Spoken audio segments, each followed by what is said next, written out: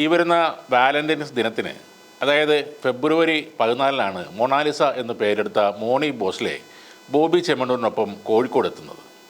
ബോച്ച തന്നെയാണ് ഇക്കാര്യം തൻ്റെ ഫേസ്ബുക്ക് പേജിലൂടെ വെളിപ്പെടുത്തിയത്. മൊണാലിസയുടെ വീഡിയോയും ബോച്ച പങ്കുവച്ചിട്ടുണ്ട്. नमस्कार, मैं आपकी प्यारी मोनालिसा। मैं अभी आ रही हूँ केरला कालीकट। രാവിലെ 10:30-ക്കാണ് മൊണാലിസ കോഴിക്കോട് ചെമ്മണ്ണൂർ ജ്വല്ലറിയിൽ എത്തുന്നത്. ഇത്തവണത്തെ പ്രയാഗ്രാജിലെ മഹാകുംഭമേളയിൽ രുദ്രാക്ഷമാല വിൽക്കാനെത്തിയ സുന്ദരിയായ പെൺകുട്ടിയുടെ വീഡിയോ ആരോ പകർത്തി സോഷ്യൽ മീഡിയയിൽ ഷെയർ ചെയ്തതോടെ വൈറലായി മാറുകയായിരുന്നു. നിമിഷങ്ങൾക്കകം മധ്യപ്രദേശിലെ ഇൻഡോർ സ്വദേശിയായ മൊണാലിസ ഇന്റർനെറ്റ് കീഴടക്കുകയായിരുന്നു. പിന്നീട് കുംഭമേളയിൽ എത്തിയവർ പലരും മൊണാലിസയെ കാണാനും ഫോട്ടോ പകർത്താനും ഓടിയെത്തി. ഈ വീഡിയോകളും ചിത്രങ്ങളുമെല്ലാം അക്ഷരാർത്ഥത്തിൽ മൊണാലിസയുടെ ജീവിതം തന്നെ മാറ്റിമറിച്ചു. മൊണാലിസയ്ക്ക് ബോളിവുഡിലേക്ക് അവസരം ലഭിച്ചു. സനോജ് മിശ്ര സംവിധാനം ചെയ്യുന്ന ദ ഡയറി ഓഫ് മണിപ്പൂർ എന്ന ചിത്രത്തിലൂടെയാണ് മൊണാലിസ ബോളിവുഡിൽ അരങ്ങേറ്റം കുറിക്കാൻ വേണ്ടി തയ്യാറെടുക്കുന്നത്.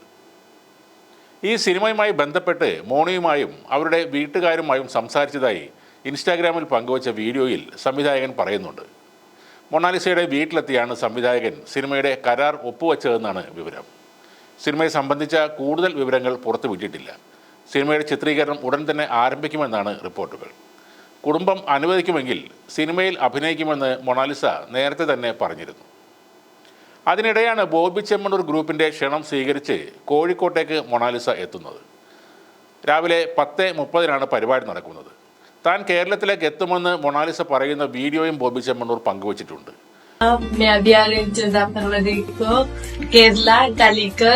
ആ വീഡിയോക്ക് താഴെ നിരവധി പേരാണ് കമന്റുകളുമായി വരുന്നത്. ഹണി റോസ് നൽകിയ പരാതിയിൽ അറസ്റ്റിലായി ജാമ്യം ലഭിച്ചെങ്കിലും ബോബി ചെമ്മണ്ണൂർ ജയിലിൽ പോയി നഷ്ടമായ ഇമേജ് തിരിച്ചു പിടിക്കാൻ പുതിയ ഐഡിയ ഇറക്കി, അത് കൊള്ളാമെന്നാണ് പലരുടെയും കമൻറ്റ്. പോസിറ്റീവ് കമൻറ്റുകളും ധാരാളമുണ്ട്. ഒരിക്കൽ പെട്ടെന്ന് വിക്കറ്റ് പോയാൽ പിന്നീട് ശ്രദ്ധിച്ച് കളിക്കുന്ന ആളാണ് ബോബി ചെമ്മണ്ണൂർ എന്ന് ചിലർ പറയുന്നുണ്ട്. ഇതുപോലെയുള്ള പാവങ്ങളെ സഹായിച്ചാൽ 100 കോടി പുണ്യം കിട്ടും എന്ന് ചിലർ പറയുമ്പോൾ ബോച്ചയ്ക്ക് അടുത്ത ഇരയെ കിട്ടി, ഇതാകുമ്പോൾ കുന്തിദേവി എന്നൊക്കെ പറഞ്ഞാലും കേസാവില്ല, കാരണം ആ കുട്ടിക്ക് മലയാളം അറിയില്ലല്ലോ എന്നും ചിലർ പറയുന്നു. എന്തായാലും പുതിയ ഒരു ഇനാഗുറേഷൻ സ്റ്റാറിനെ കേരളത്തിന് സമ്മാനിക്കാൻ ശ്രമിക്കുകയാണ് ബോബി ചെമ്മണ്ണൂർ.